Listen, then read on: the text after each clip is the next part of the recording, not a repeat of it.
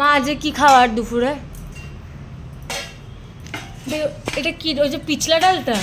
আরে না মানে বিউলির ডাল, ফুলকপি। এই যে শীত পড়ছে আস্তে আস্তে, এবার আমাদের বাড়িতে ফুলকপি, বেশিরভাগ সময় ফুলকপির বিভিন্ন আইটেম। আর কি আছে? বিউলির ডাল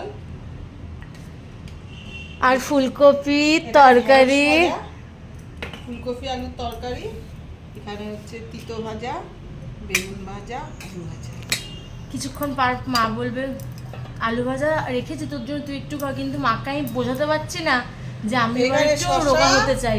শসা আর পেয়ারা একসঙ্গে রেখেছো, বাও, মানে সত্যি কিছুই বলার নেই। যাই হোক, এবার খেয়ে নিই।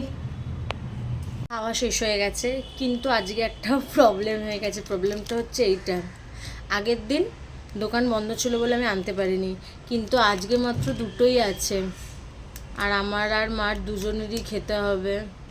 তাই জন্য ভাবছি আজকে আমি একটা খাই, মা একটা খাক। আজকে একখানেই খাই, দুটোই পড়ে রয়েছে, আর কি করবো। মা একটা খাক, আমি একটা। আজকে পড়ানোর থেকে ফেরার সময় মনে করে আনতেই হবে, নইলে কালকে আর খাওয়া যাবে না। একবারে দুটো প্যাকেট নিয়ে আসবো আজকে।